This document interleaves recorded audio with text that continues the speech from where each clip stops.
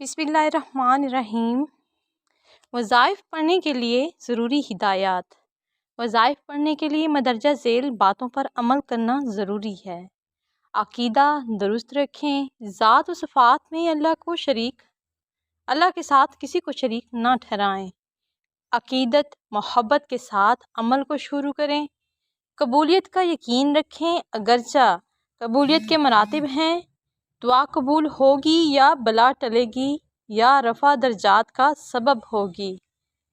अंबिया और औलिया का एहतराम दिल में हो, लेकिन उन मज़ारों को कबूलियत दुआ के मकाम ना बनाएं, बल्कि मसाजिद सबसे बेहतर मकामात हैं, इनमें दुआ कबूल होती हैं।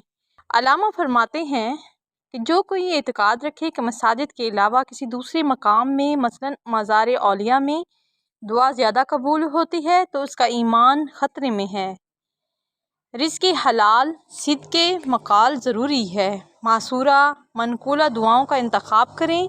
गैर मनकूला के पढ़ने के सूरत अल्फाज मुहिमा शिर्क से बचें। मुसलसल मांगते रहें, अगरचा कबूलियत के आसार नज़र ना आए।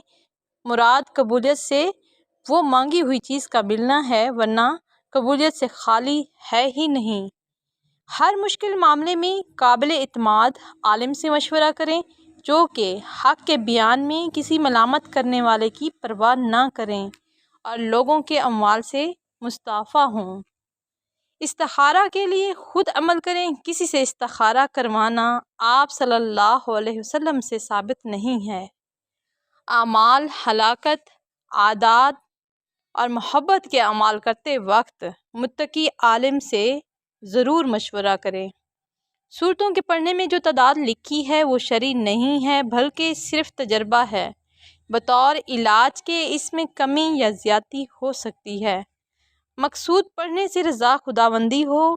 जब अल्लाह ताला राज़ी होगा तो मसला खुद हल हो जाएगा। खुद पर मुश्किल में इन अमाल को इख्तियार करें। दूसरों को भी इनकी मुश्किलात में इन अमाल की तलकीन करें और शिर्क व बिदअत से बचने की दावत दें। अल्लाह ताला आपकी तमाम दुआएं कबूल फरमाए। आमीन।